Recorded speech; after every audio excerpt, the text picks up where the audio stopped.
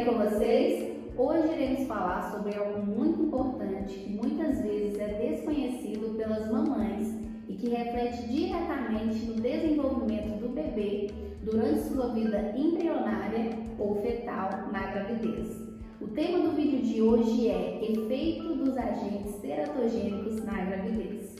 Tomar a iniciativa de ter um filho é algo muito sério e requer muita doação, consciência e responsabilidade. Eu quero ter filhos, eu lá ia falar muito, mas não quero não. Deixar uma descendência aqui na Terra. Acho super lindo esse vínculo maternal, mas não me sinto preparada ainda e nem com tempo para me doar completamente a esse processo. Por enquanto, sigo pegando os bebezinhos e passando para as mães quando começam a chorar. Eu, no momento, não quero ter. Eu prefiro adiar a maternidade para me dedicar a outros aspectos da vida, como carreira, estudos, realização de sonhos. Para mim também é necessário ter uma certa estabilidade, coisa que eu não tenho ainda. Mas eu amo criança, amo brincar, me divirto demais, me empolgo, viro outra criança. Assim como uma tomada de decisão errada pode comprometer todo o resto de nossas vidas, durante a gravidez também é assim. As escolhas e atitudes da mãe podem refletir de forma positiva ou negativa sobre o bebê. Define-se como um agente teratogênico qualquer substância, organismo, agente físico ou estado de deficiência que, estando presente durante a vida embrionária ou fetal, pode provocar o desenvolvimento anormal do feto, resultando frequentemente em malformações graves. Apesar de ser vasto o número de agentes teratogênicos, hoje iremos abordar dois processos em específico, a obesidade e os transtornos mentais na gravidez. Se você é mãe ou pretende algum dia ser e tem curiosidade sobre esse tema e gostaria de se informar mais sobre os efeitos dos agentes teratogênicos nesse processo, que apesar de exaustivo e desafiador é tão lindo e único que é a gravidez, fique com a gente até o final.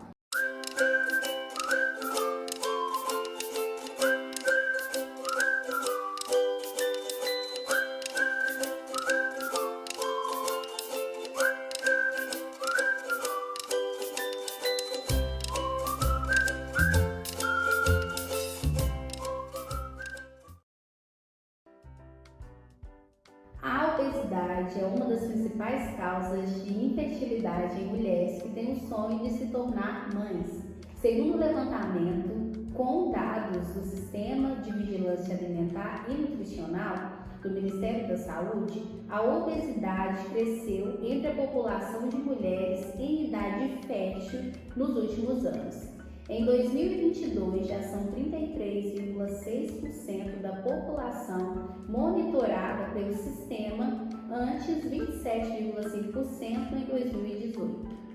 A obesidade tornou-se verdadeira epidemia, não só nos países desenvolvidos, como nos Estados Unidos, mas também naqueles em desenvolvimento, e é atualmente um dos maiores problemas de saúde pública, substituindo inclusive a subnutrição e as doenças infecciosas.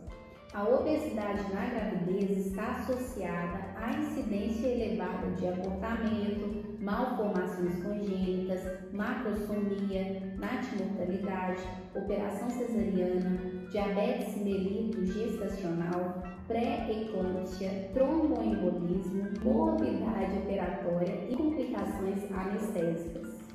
Segundo os critérios definidos pela OMS, o peso adequado é quando o índice de massa corporal está entre 18,5 e 24,9.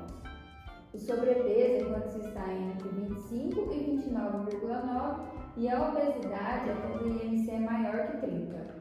Deve-se levar em conta o critério do ganho de peso materno líquido, uma vez que, em média, 4 a 5 kg do peso a termo representam um feto, 3,5 kg, a placenta, 500 gramas e o líquido amniótico, 500 gramas a 1 kg. Os componentes do ganho de peso materno são aproximadamente 1 kg de proteína, 4 kg de gordura e o restante de água. Conforme orientações do Instituto de Medicina de 2009, existe uma faixa de ganho de peso recomendada por trimestre. Esse valor é determinado de acordo com a situação nutricional inicial da gestante. As que têm baixo peso devem ganhar 2,3 quilos no primeiro trimestre e 500 gramas por semana no segundo e terceiro trimestres. As gestantes de peso adequado com IMC entre 18,5 e 24,9 devem ganhar 1,6 quilos no primeiro trimestre e 400 gramas por semana no segundo e terceiro trimestres. Já as grávidas com sobrepeso devem ganhar até 900 gramas no primeiro trimestre. As gestantes obesas não necessitam ganhar peso no primeiro trimestre. Já no segundo e terceiro trimestres, as gestantes com sobrepeso e obesas devem ganhar até 300 gramas por semana e 200 gramas por semana, respectivamente. Com essas normas, pretende-se diminuir o risco de restrição do crescimento fetal. A obesidade está associada a inúmeras complicações na gravidez, por isso é importante a perda de peso antes da concepção. A grávida obesa tem risco aumentado de abortamento precoce e recorrente, assim como de anomalias congênitas, tais como os defeitos do tubo neural, especialmente a espinha bífida, os defeitos cardíacos e a onfalocele. Deve-se ainda destacar a dificuldade do exame sonográfico da mulher obesa, mesmo no ultrassom morfológico de 20 semanas, para diagnosticar os defeitos do tubo neural e as anomalias cardíacas. Na gravidez tardia, os riscos de obesidade incluem hipertensão gestacional, pré-eclâmpsia, diabetes mellitus gestacional e síndrome metabólica. Na assistência à grávida obesa, está indicado o rastreio do diabetes mellitus gestacional no início da gestação, ao invés de na época usual de 24 a 28 semanas. Também é apropriada a avaliação da função cardíaca, por eletrocardiograma e ecocardiograma, e do fígado, propenso à doença hepática gordurosa ou à esteatose não alcoólicas. Vale ressaltar que a prematuridade também é elevada na grávida obesa, já que cerca de 25% dos partos pré-termos. Os partos pré-termos são os nascimentos que ocorrem antes da 37ª semana. Então, esses partos são indicados por problemas obstétricos ou médicos maternos. A natimortalidade inexplicável na grávida obesa sugere crescimento intrauterino restrito pelo baixo peso do recém-nascido. Além das complicações obstétricas antinatais relatadas, a mulher obesa tem maior risco de operação cesariana e de morbidades associadas. Há dificuldades para a realização das anestesias peridural e raquidiana, e na anestesia geral a intubação é difícil, sendo maior a incidência de apneia do sono no pós-parto. O risco elevado de doença tromboembólica venosa no pós-operatório sugere o uso de deambulação precoce e de meias de compressão. Não há números para indicar a heparinização de rotina no pós-operatório. A obesidade materna é também fator de risco para a macrosomia fetal, peso ao nascer maior que 4.000 gramas. A longo prazo, o bebê está sujeito à síndrome metabólica na adolescência e na vida adulta, com mais ou menos ali 25 anos. Há evidências conflitantes na associação entre a obesidade e as malformações congênitas, defeito do tubo neural, anomalias do coração e dos grandes vasos, onfalocele, que dificultam o diagnóstico dessas malformações na grávida obesa pelo exame sonográfico. É provável que o aumento das malformações encontradas na obesidade materna seja uma extensão da teratogênese mediada pela diabetes, pela hiperglicemia. A obesidade materna e o ganho de peso excessivo na gestação estão associados à macrosomia fetal. As grávidas obesas resistentes à insulina têm aumentado os níveis de triglicerídeos do plasma. Mesmo na ausência do diabetes, a obesidade condiciona o hiperinsulinismo fetal. A combinação de transporte transplacentário, aumentado de ácidos graxos livres, aminoácidos e hiperinsulinismo fetal explica a macrosomia no bebê. Investigações relatam aumento significativo na incidência de hipertensão gestacional e de pré-eclâmpsia, e até aconselham o seu rastreamento pelo Doppler da artéria uterina. Esse Doppler é realizado.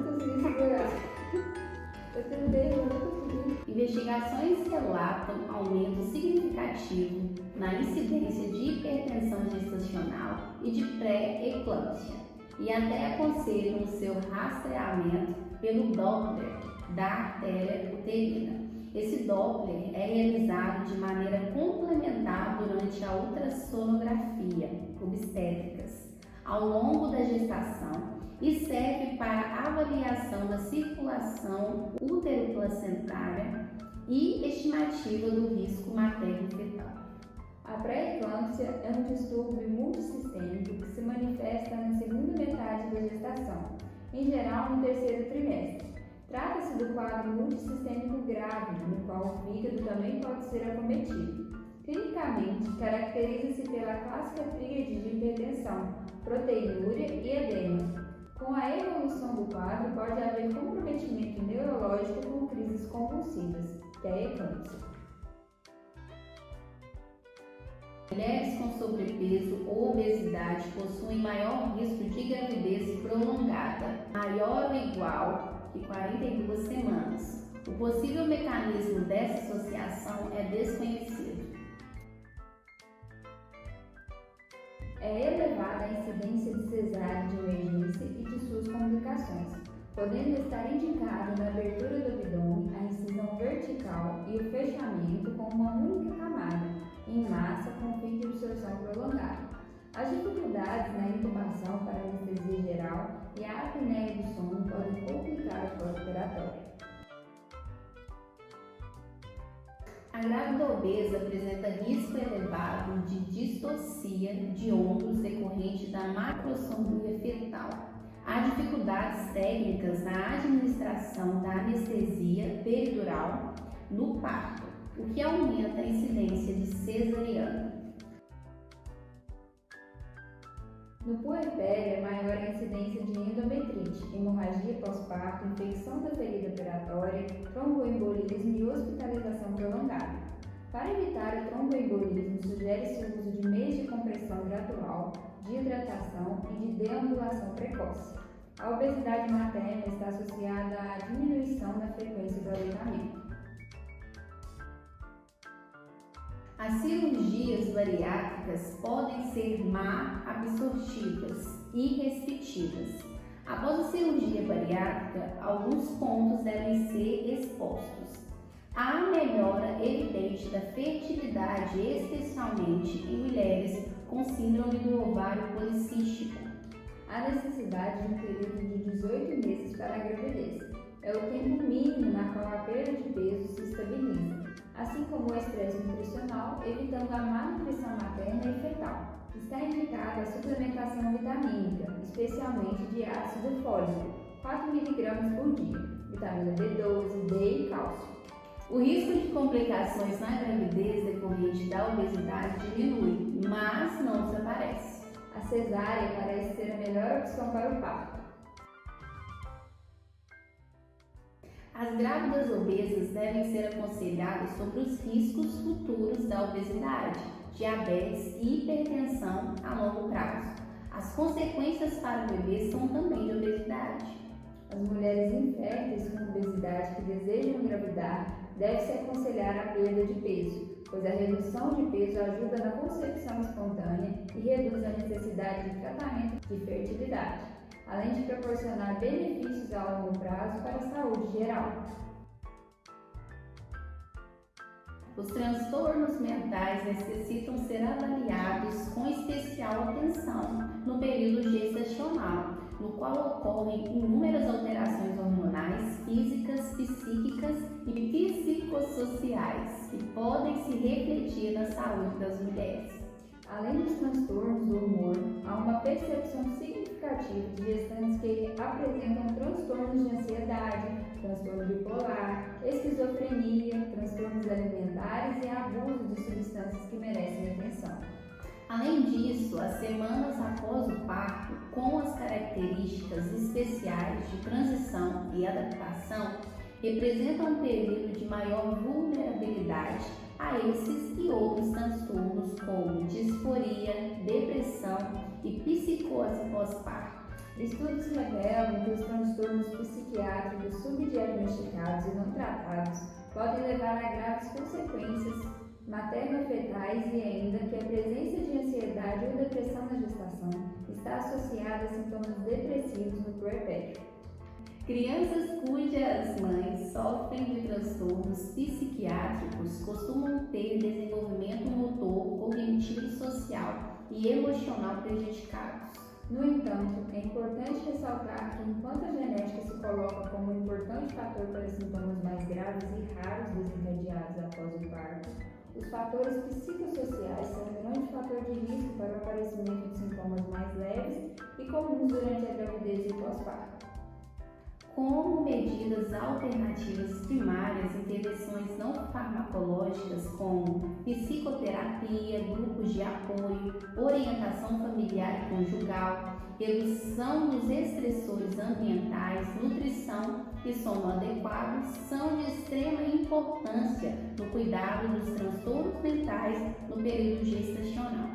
Contudo, após a avaliação dos riscos e benefícios para o feto e a mãe e discussão extensiva com o parceiro, o obstetra e o psiquiatra, pode-se concluir pela utilização e ou manutenção dos psicotrópicos, devendo-se documentar todo o processo, levando em consideração o estado clínico e mental da paciente.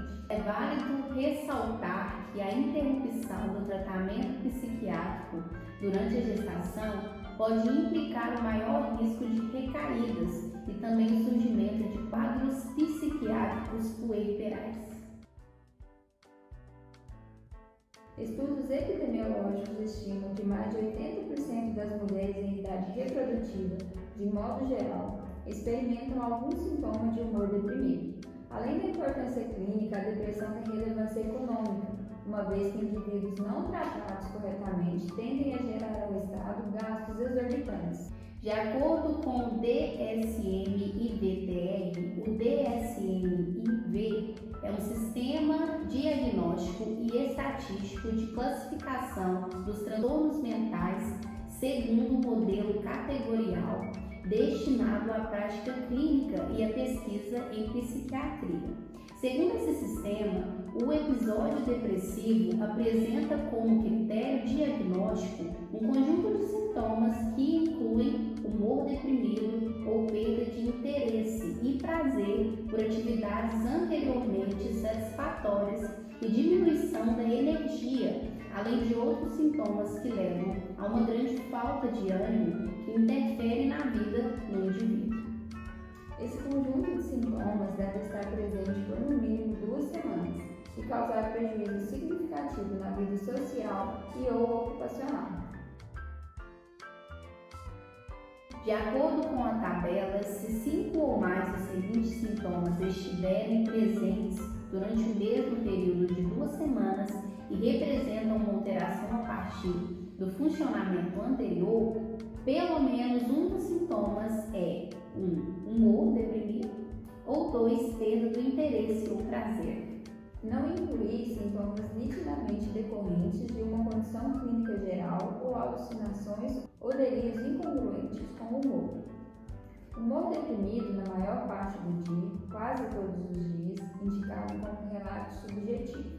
Por exemplo, sente-se triste ou vazio, ou observação feitas por outros, por exemplo, chora muito.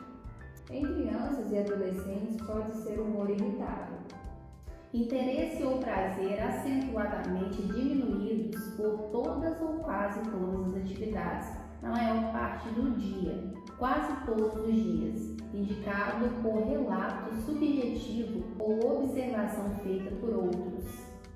Perda ou ganho significativo de peso sem estar em dieta, por exemplo, mais de 5% do peso corporal em um mês, ou diminuição ou aumento do apetite quase todos os dias.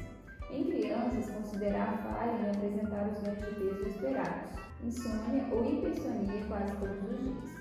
Agitação ou retardo psicomotor quase todos os dias, observáveis por outros, não meramente sensações subjetivas de inquietação ou de estar mais lento, fadiga ou perda de energia quase todos os dias, sentimento de inutilidade ou culpa excessiva ou inadequada, que pode ser delirante quase todos os dias, não meramente autorrecriminação ou culpa por estar doente. Capacidade diminuída de pensar ou concentrar-se, ou indecisão, quase todos os dias, por relato subjetivo ou observação feita por outros. Pensamentos de mortes recorrentes, não apenas medo de morrer, ideação suicida recorrente sem um plano específico, tentativa de suicídio ou plano específico para cometer suicídio. Os sintomas não satisfazem os critérios para um episódio misto. Os sintomas causam um sofrimento clinicamente significativo ou prejuízo no funcionamento social ou ocupacional ou em outras áreas importantes da vida do indivíduo. Os sintomas não se devem aos efeitos psicológicos diretos de uma substância, por exemplo, uso de substâncias psicoativas ou de uma condição médica geral, como o hipotireoidismo. Os sintomas não são mais bem explicados por luto, ou seja, após a perda de um ente querido. Os sintomas persistem por mais de 2 meses ou são caracterizados por acentuado prejuízo funcional, preocupação mórbida com desvalia, ideação suicida, sintomas psicóticos ou retardo psicomotor. Entre os fatores de risco para o surgimento de quadros depressivos na gestação e no puerpério destacam-se história pregressa de doença psiquiátrica prévia, história familiar de transtornos do humor e de ansiedade que indicam maior vulnerabilidade e sintomas afetivos, gravidez indesejada, história de abortos espontâneos, natimortos ou malformações congênitas, dificuldades no desempenho de papéis maternais por falta de experiência prévia ou por experiências interpessoais negativas com a própria mãe e baixa autoestima. Fatores de risco psicossociais também têm sido identificados, incluindo conflitos conjugais, ausência de suporte social e ou familiar, instabilidade financeira ou ocupacional, baixa escolaridade e estressores ambientais. A depressão chamada de perinatal é comumente de leve a moderada intensidade e mesmo assim leva à incapacidade marcante para o paciente neste momento de grande atenção clínica. Entretanto, pacientes que desenvolvem esse transtorno, principalmente de 7 a 30 dias após o parto, têm chance também de desenvolver quadros depressivos graves, com evolução para quadros psicóticos. Esses dados corroboram a relevância de ter um estudo mais aprofundado sobre o assunto. Parto prematuro, bebês com baixo peso ao nascer. Risco continua mesmo controlando outras variáveis como ganho de peso materno, melhora na condição socioeconômica e hábitos saudáveis durante a gravidez. Mulheres com histórico de episódios depressivos prévios têm até 25% de chance de desenvolver depressão pós-parto. O transtorno bipolar, historicamente denominado psicose maníaco-depressiva, caracteriza-se pela ocorrência de períodos de mania alternados com períodos de depressão ou de normalidade. Para o critério diagnóstico de episódio maníaco, segundo o DSM e VTR de 2000, a paciente deve apresentar um período distinto de humor anormal e persistentemente elevado, expansivo ou irritável, com duração mínima de 1 semana e presença de autoestima inflada, grandiosidade, mais falador do que o habitual, agitação psicomotora e diminuição da necessidade de sono. A idade média do início dos quadros bipolares é de 20 anos, coincidindo com a fase fértil da mulher. Os critérios diagnósticos para os episódios maníacos, hipomaníacos e mistos estão relacionados nessas tabelas da Associação Americana de Psiquiatria que vamos expor para vocês. Deem uma pausa no vídeo para se informarem sobre esses critérios.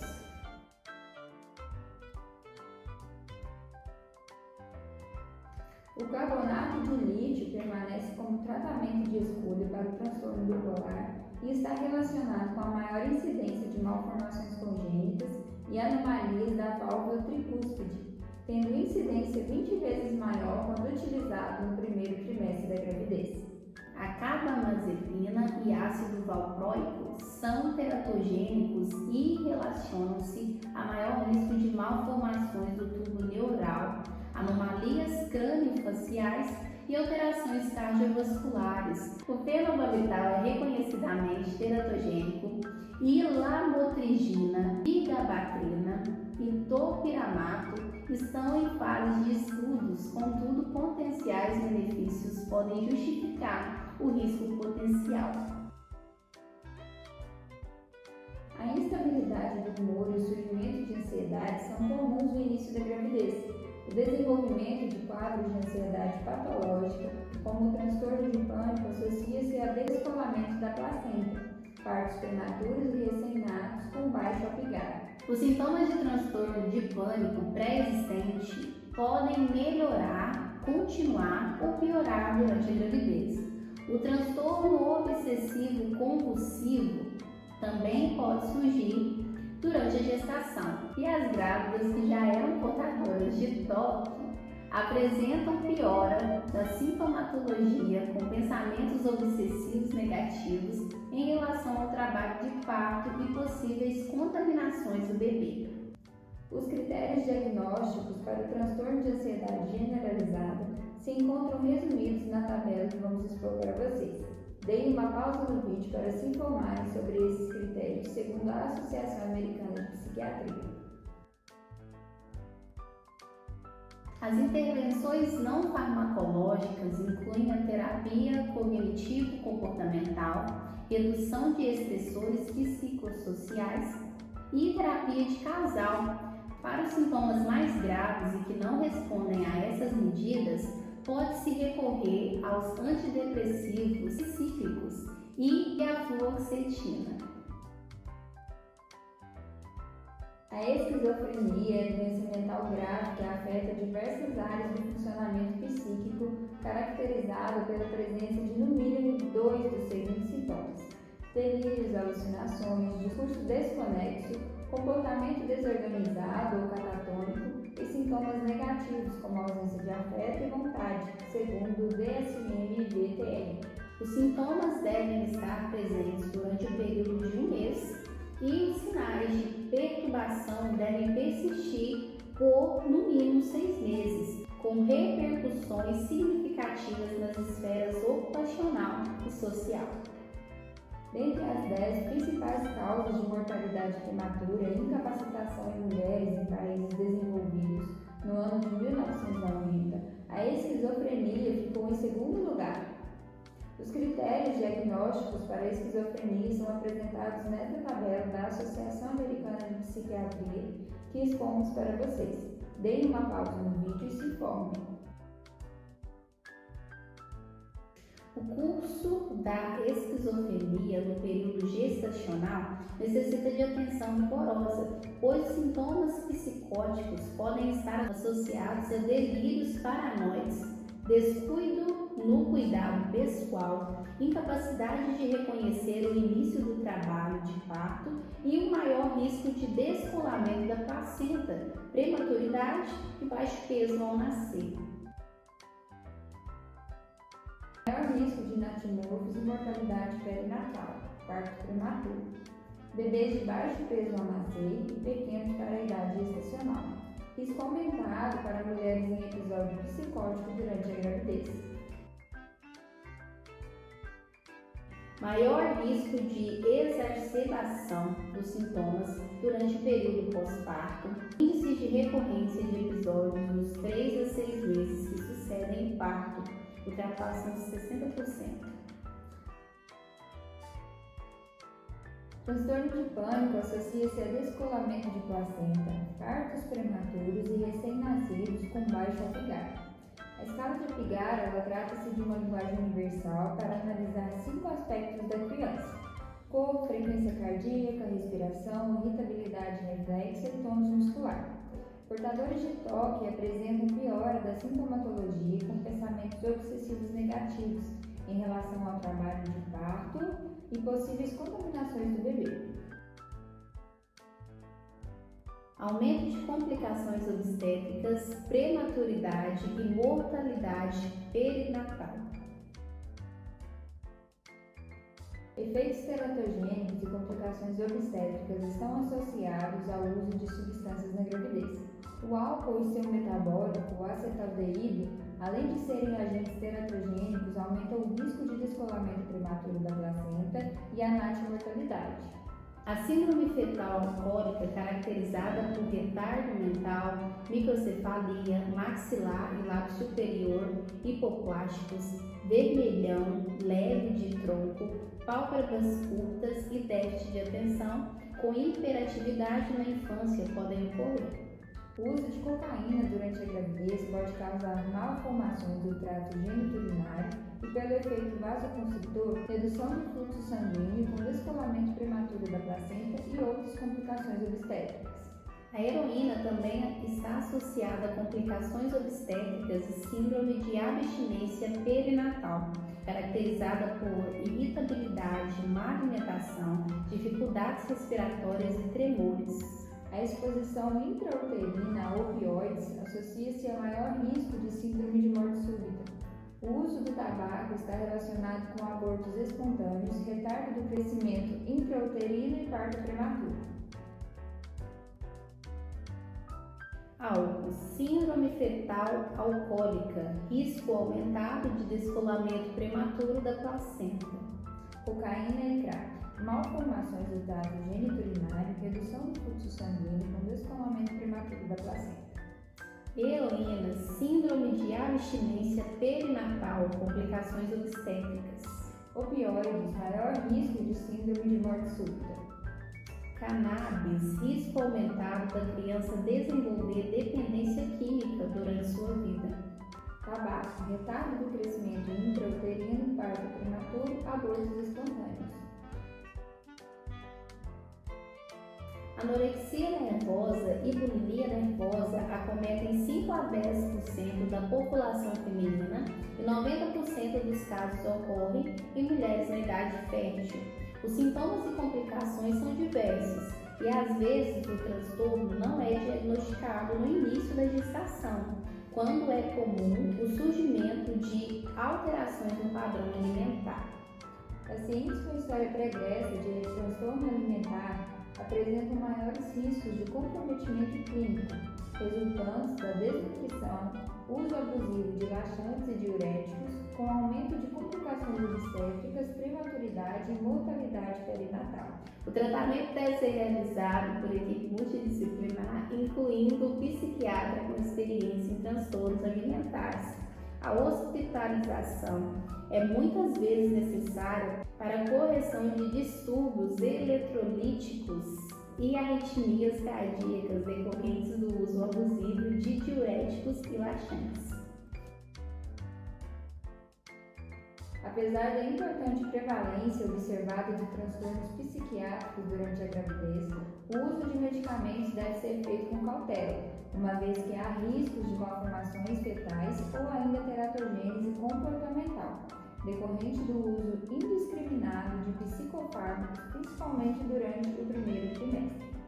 É fundamental que pacientes em uso de medicação psiquiátrica tenham maior atenção ao planejado da gravidez. A interrupção dos medicamentos psicotrópicos 2 a 3 semanas antes da concepção, em alguns casos, pode ser suficiente para promover segurança ao feto. Além disso, o risco de anormalidades é bem reduzido quando há a possibilidade de evitar as medicações, pelo menos durante os 3 primeiros meses da gestação. A gravidez de uma paciente psiquiátrica deve ser acompanhada de perto pelo obstetra e pelo psiquiatra, quando se faz necessário o uso de medicação psiquiátrica e de seus possíveis riscos. Psicofármacos, assim como outros medicamentos, podem ser excretados no leite, por isso, alguns cuidados devem ser tomados quando esses medicamentos são prescritos.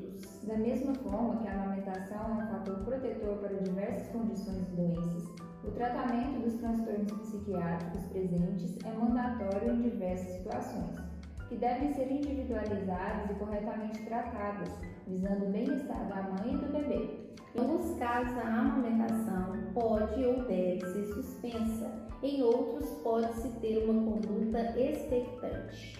Por isso, cabe ao profissional de saúde, antes de tomar qualquer decisão, buscar informações atualizadas para avaliar adequadamente os riscos e os benefícios do uso de uma determinada droga em uma mulher que está amamentando. É válido ressaltar que faz-se necessário uma orientação médica antes do emprego de qualquer medicamento aqui citado. É isso, pessoal. Espero que tenham gostado de se informarem mais sobre os efeitos dos agentes teratogênicos na gravidez. Escrevam aqui nos comentários o que vocês acharam mais interessante. Não se esqueçam de curtir o vídeo para não perder os próximos vídeos. Se você não é inscrito, já se inscreva, ative o sininho e compartilhe para mais pessoas se informarem. Até a próxima!